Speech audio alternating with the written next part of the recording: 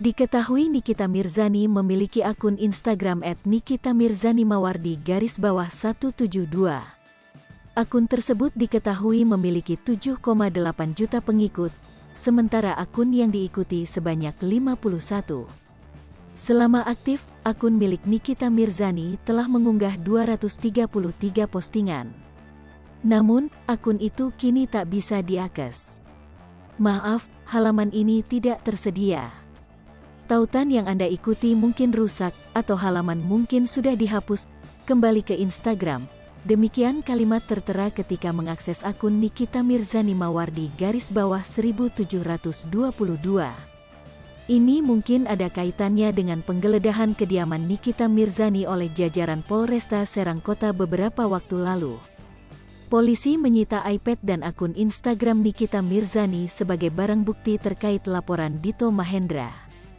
Sebelumnya, Dito melaporkan Nikita Mirzani dengan tuduhan pencemaran nama baik melalui media sosial.